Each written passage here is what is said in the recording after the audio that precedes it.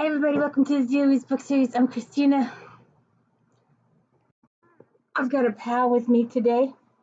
You will recognize him from the book reviews videos. He wants to be part of our little Star Trek thing here. I don't know if there's room. You'd have to go on Smokey's bed. I don't know. I can't see you. But anyway, let's put this back here. Do you wanna? Hello, it's me. Alright, please give me a thumbs up. I'm going to try today to be a little extra fancy. I don't know if it's going to work or not, but I'm going to try. Because we're talking about one of the most important episodes of the season. Maybe all of it. Well, not all of it, but most of it.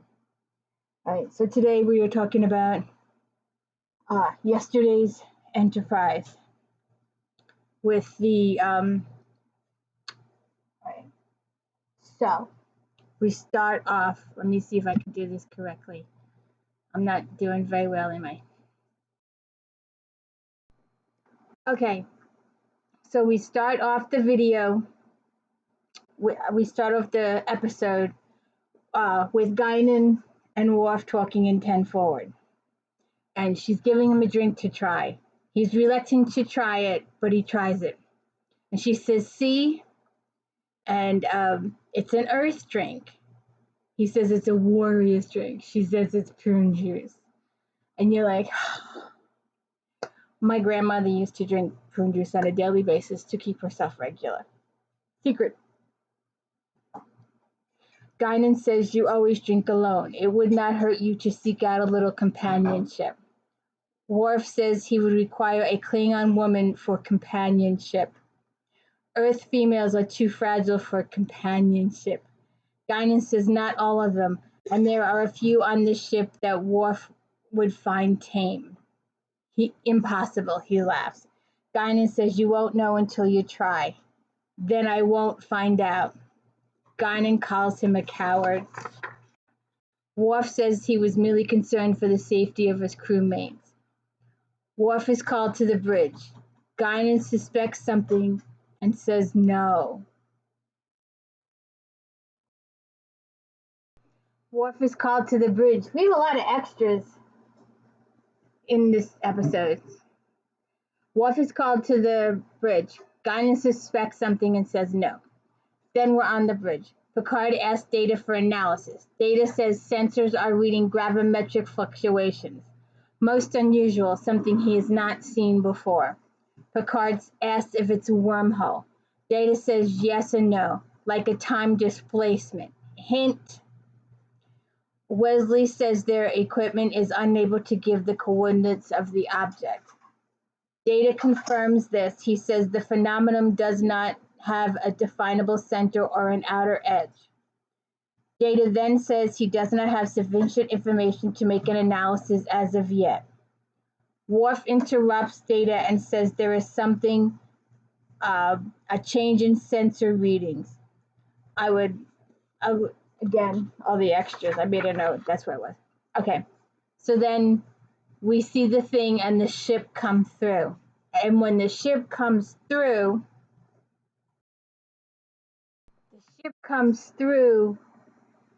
and everything changes. The bridge of the ship becomes very, very dark. And Tasha Yar appears. Then we see 10 forward and Guinan, who suspects something is different.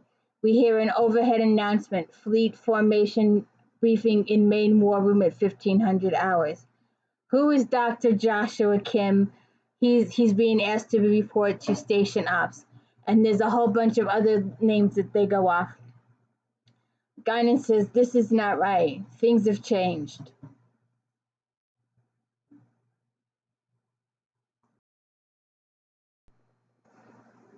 We're back on the bridge, and Tasha is saying it's a Federation ship, NCC 1701C. USS Enterprise. Then we go into the introduction. When we return, the captain is giving a military log. Combat date 43625.2. He says while investigating unusual radiation anomaly, the Enterprise has encountered what could almost be a ghost from its own past. Data confirms the information, and Wesley's uniform has changed. It's gone from the gray to a red. Says the Enterprise was destroyed 20 years ago when was last seen near the Klingon outpost Narinda 3. 22 years, 3 months, and 4 days, Data says. Picard asks if it has been adrift for all these years or has it traveled through time. Data says it's a possibility. If that hypothesis is correct, the phenomenon we just encountered could be a temporal rift in space. Picard says, a rift? Data says possibly the formation of a Keir loop from superstring material. It would require high energy interaction in the vicinity for such a structure to be formed. The rift is certainly not stable and could collapse at any time. Tasha then announces that she is able to scan the interior of the ship and they have heavy damage to the warp field nacelles and hull bearing struts. Then Tasha says she is getting life signs. Riker starts by saying, bridge to sickbay, emergency team stand by for transport. Picard says, delay that order. Doctor, respectfully, if I may suggest, regardless of where they came from, they are here now and they need our help. Come on, that ship is traveling to the future. We could be dealing with variables that will alter the flow of our history. Duh! Prime directive, duh! Then Tasha says Enterprise C is sending out an audio distress. Captain Garrett, to any Federation ship, we have been attacked by Romulan warships and require immediate assistance. They have lost warp drive and life support is failing. Riker says there's no record of the Romulans ever assaulting the Enterprise C. Well, because they went through the time hole. Tasha says voice message has ended and only receiving the automated distress. Picard then tells her to open hailing frequencies. He says this is Captain Jean-Luc Picard of the Federation starship, and he doesn't say Enterprise. Picard says, Commander, we will handle this one step at a time. Stabilize their power systems and tend to their injured. Avoid all discussion of when and where they are. Wesley interrupts and says Klingon battle cruisers headed towards this sector. Picard says, battle alert, Mr. Crusher, condition yellow. And I'll say this now, and I'll probably say it again later on. I think this episode is not only huge for Denise Crosby, but it's also huge for Whoopi Goldberg. I think she is in this episode more than any other episode up to date, up to this one. She's usually had little guest spots and little opinions or what commentaries or help or assistance in previous ones.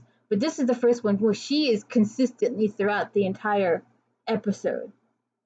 So I like that. I like Whoopi Goldberg. I like Gannon. It's a good character. So they beam over to the other ship. Tasha, Dr. Crusher, Riker, Geordi beam over. Dr. Crusher takes the Captain Garrett back to the Enterprise. Riker says Geordi needs to stabilize the life support or they will have to evacuate the ship. LaForge goes to engineering. Then Riker and Tasha hear a noise and they rescue helmsman Lieutenant Castillo.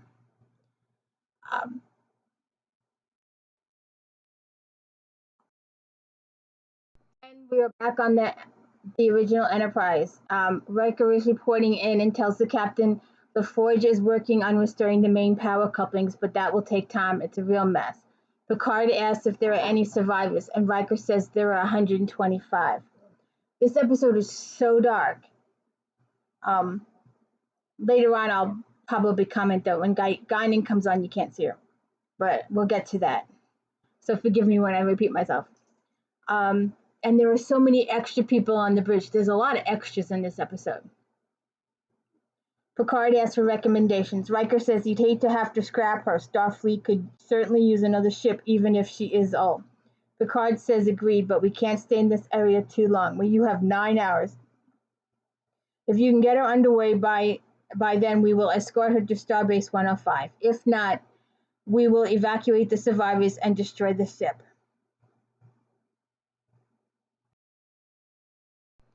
When Guinan comes on the ship, I know I just said that, but this is when she comes on the ship.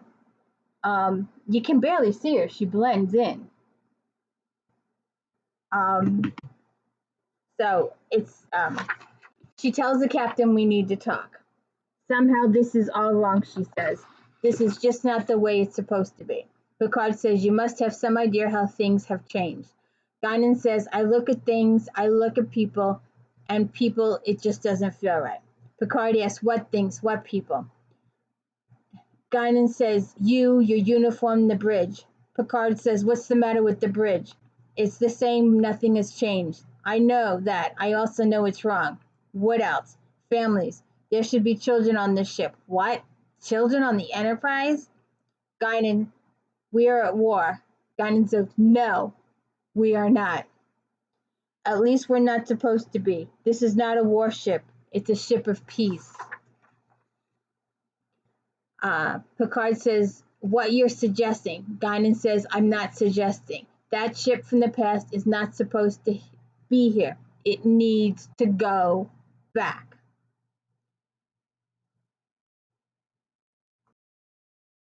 One more comment. When did his ready room get like this? This is also not supposed to be. This is not supposed to be this way. Okay, so then we're back in sickbay. Captain Picard talks to Captain Garrett. He tells her the ship is being repaired. She asks, where did you come from? We were not picking up any other Federation ships in the sector. Beverly and Picard look at each other. Then Picard asks Captain Garrett, what is the last thing you remember? She says we were answering the distress signal. Picard says, what distress signal? She says, you must have heard it from the Klingon outpost in Narinda 3. And everyone looks at everyone again. But you didn't, did you? She says. Then she looks around at sickbay and says she's never seen anything like it. Even on a starbase, she asks, what ship is this? Dr. Crusher tells her to be still. Garrett says, I must insist, what ship? Picard tells her the Enterprise 1701D, that you have come 22 years into the future. Does my crew know? Picard says no. She says the crew must be told. I owe that much to them. Picard says he can do that if she wishes. Garrett says, is there some reason why they should not be told? Picard says, I'm concerned that if you return to your own future time, to your own time with knowledge of the future. Return to the battle? We barely escaped with our lives. If we return, we'd be destroyed. Picard says, have you any idea how this happened? Garrett says there was a fierce volley of photon torpedoes. We were hit, then a bright light, and then we were here. Picard says it is possible that the exchange of fire was the catalyst for the formation of the temporal rift. History has no record of their battle with the Romulans. Garrett says we were responding to a distress call from the Klingon outpost on Narinda 3. The Romulans were attacking it. We engaged them, but they were 4 wordbirds. Picard says the Narinda 3 outpost was destroyed. It is regrettable that you did not succeed. A Federation starship rescuing a Klingon outpost might have averted 20 years of war. Ah! Ha! Think about it, Picard. Think.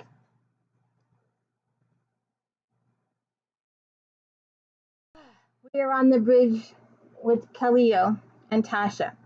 And Tasha says they're talking about shields. She's got 40%. They have on the front. They have 40% on aft. Tasha says that won't cut it. Commander Riker advised Lieutenant LaForge that shields are below minimum. Castillo says we will never see our homes again, our families. Tasha says, how do you know your family is not still alive? Castillo says, I don't, but imagine coming home after 22 years. I wouldn't even recognize them. They talk about phaser banks. Castillo answers, and they look at torpedo launchers. And Castillo says, I guess I'm lucky to be alive. Tasha says, you may not like the future. It's been a long war. The Federation has lost more than half of Starfleet to the Klingons. Castillo says, we were negotiating a peace treaty with the Klingons when I left. Dang. Hint. Tasha says a lot of changes. Castillo says when we get a break, maybe she could fill him in on all those changes. Then they go through more systems. In the next scene,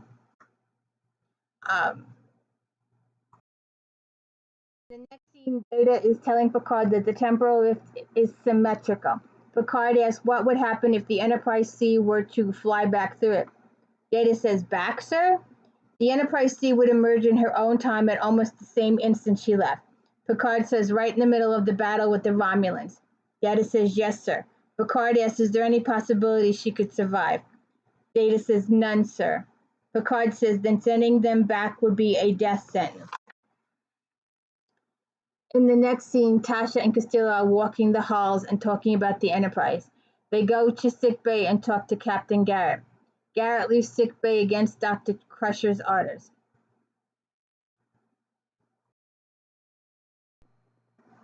Picard goes to talk to Guinan again. Picard says, I need more. Guinan said, there is no more. I wish there were. I wish I could prove it, but I can't. Picard says, I can't ask them to go back. Guinan says, you have to. Picard slams the desk. Guinan, they will die moments after they return. How can I ask them to return based solely on your intuition? Guinan says, I don't know, but I do know that this is a mistake. Every fiber in my being is saying this is a mistake. I can't explain it to myself, so I can't explain it to you. I only know that I'm right. Picard says, who is to say that history is any less proper than the other? Guinan says, I am. Picard says, not good enough, damn it, not good enough. I will not ask them to die. Guinan says 40 billion people have already died. This war is not supposed to be happening. You've got to send those people back to correct this. And what is to guarantee that if they go back, they will succeed? Guinan has no answer. Picard says, every instinct is telling me this is wrong. It's dangerous, it's futile. Guinan says, we have known each other a long time. You have never known me to impose myself on anyone or take a stance based on trivial or whimsical perceptions. This timeline must not be allowed to continue. Now I have told you what you must do. Next scene, Castillo and Tasha are on 10 forward. Guinan walks in.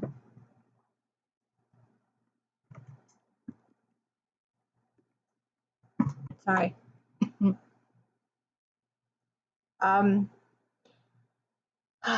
Next scene, Castillo and Tasha are on 10 forward. Guinan walks in. Guinan acts funny around Tasha. Tasha mentions it and orders TKLs and tells Castillo that the food replicators are used very little because everything else is diverted to defense systems. Castillo and Tasha have a social conversation. Then the captain tells senior officers to report to the ready room.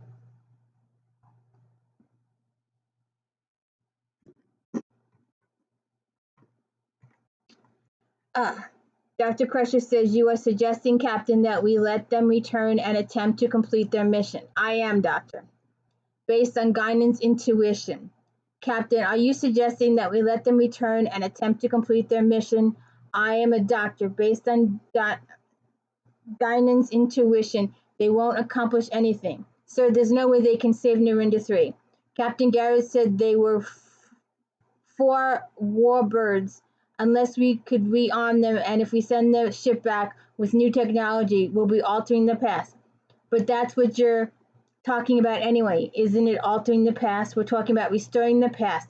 But how could you know that history has been altered? If it's been altered along with the rest of us, perhaps her species has a perception that goes beyond linear time. There are many ways about her species easily explained. It is possible that she is correct. The ship from the past has traveled through time. How can we know what effect those events will have on the present? We shall never know for certain if Guinan is correct, but I have decided the consequences of that possibility are too great to ignore, dismiss. Sir, if you like my opinion, I think I'm aware of your opinion. This is a briefing. I'm not seeking your consent with all due respect. Sir, you are asking 125 people to die a meaningless death. Not necessarily meaningless, Commander. The Klingons regard honor above all else. If the crew of the Enterprise C had died fighting for the survival of a Klingon outpost, it would be considered a meaningful act of honor by the Klingon Empire. Even their deaths would have been prevented this war. If the Enterprise C returns to the battle and its mission is a success, history will be irrevocably changed. This timeline will cease to exist. A new future will have been created. I've considered the alternatives. I'll go with Guidance recommendation. Dismissed. She's right. We may not even be in an alternative timeline. Who knows when you're dead or alive? And this kind of gets Tasha thinking. Tasha goes with Data into the turbolift, and they talk, and she tells Data about Castillo, and Data says if they go back, we won't remember any of this. And Picard talks to Garrett about Guinan. I've discovered long ago that she has a special wisdom, and I've learned to trust it. Garrett says, Captain, I would be lying to you if there was a chance in hell of coming out of this alive. Why doesn't your ship come back with us? The Romulans would be no match for your weaponry. I can't do that. Garrett, I suppose not. You don't belong in our time any more than we belong in yours. To be honest with you, Picard, a significant number of my crew members have expressed the desire to return even knowing the odds.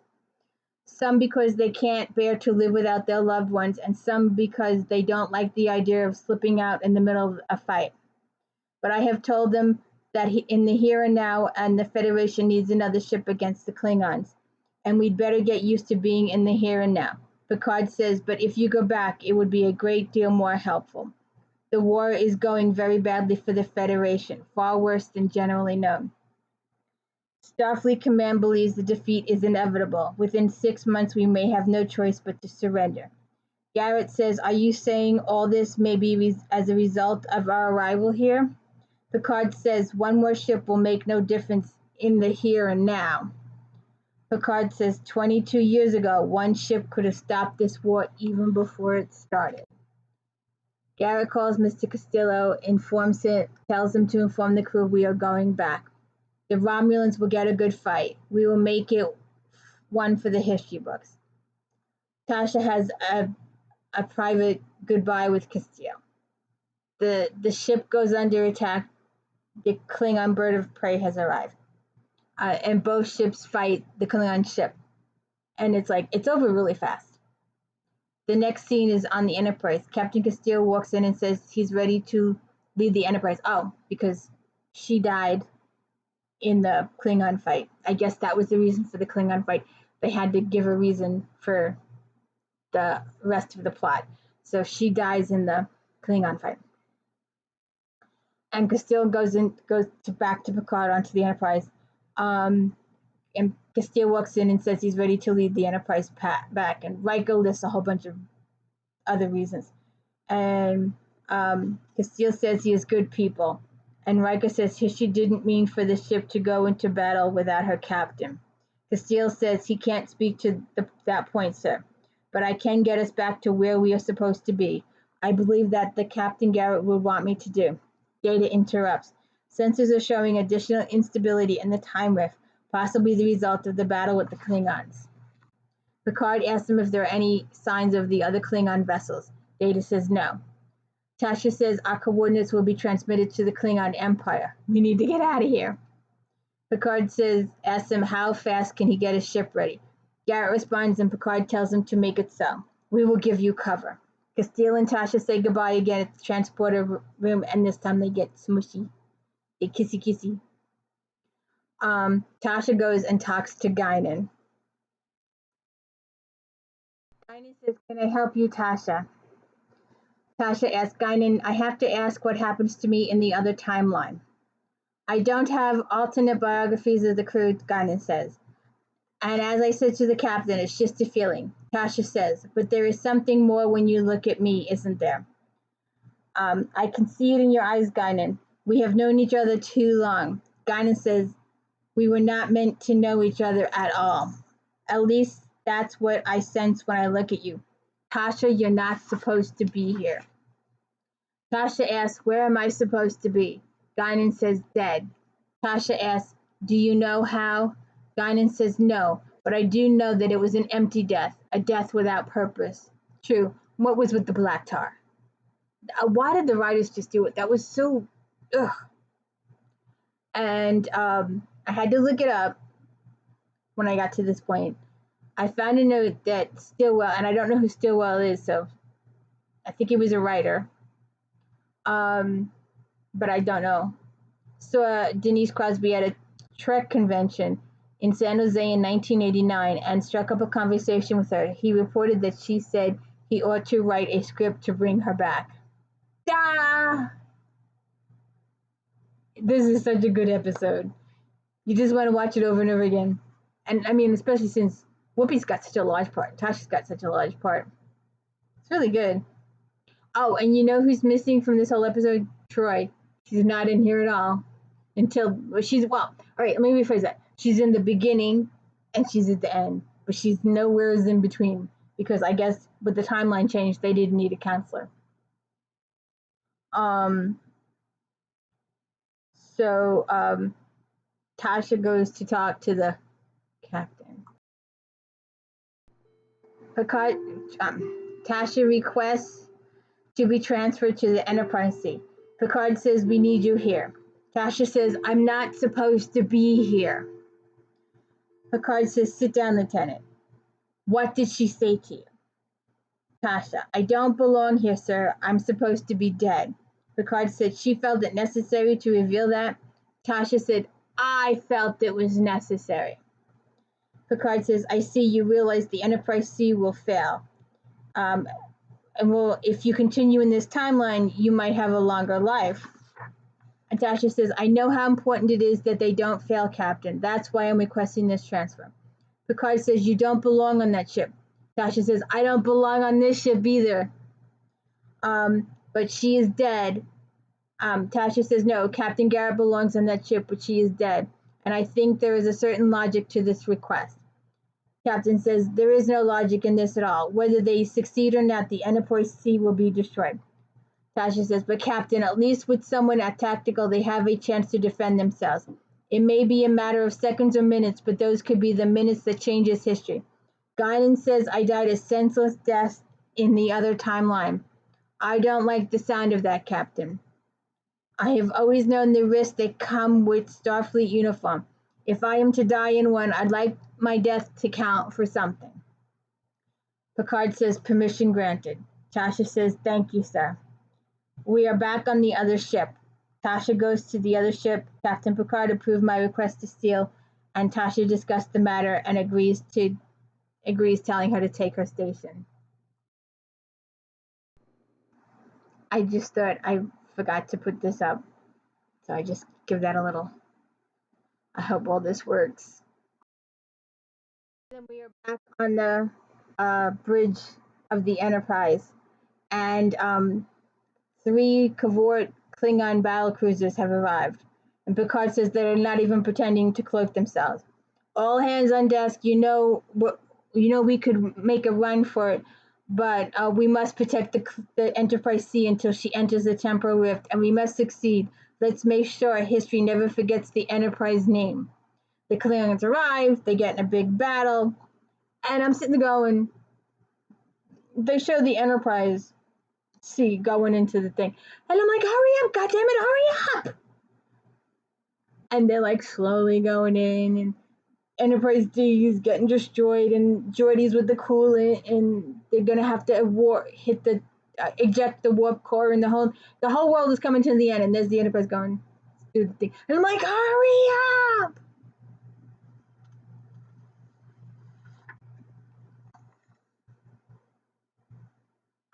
Then Riker gets killed. Picard jumps over the banister, and the Enterprise enters the rift. Oh, I forgot one little thing. Well, no, it's okay. Picard's, and then we are back to normal, and we're back on the original Enterprise, and Troy's back, and Picard says, report. Worf says, we are reading fluctuated sensors, but it appeared there was a ship and then it disappeared. And Data says the rift is closing in on itself. Picard says, prepare a class 1 probe, we'll leave it behind to monitor the final closure. And Picard says, Mr. Crusher laying a course for Archer 4. Guinan calls the captain. Captain, this is Guinan. Is everything okay up there? He's like, yeah. And then we go back to 10 forward, and it's Guinan sitting down with Geordi this time instead of Worf. And she says, Worf, tell me about Tasha Yar. So I hope this video works, and I hope it was successful, and I hope you enjoyed my extra long recap of yesterday's Enterprise. I felt that since this was such an important episode and such a really good episode, that I would give it that little extra and experiment with my skills. So we can try. Please hit the like and subscribe, and I hope you enjoyed this, my talk, and we'll go on to the next episode. Please stay tuned. Thank you so much for joining me, and my pal's over there in his bookcase location for podcast. I'm not doing a book today. I hope you enjoyed this. Please hit the like and subscribe. Thank you.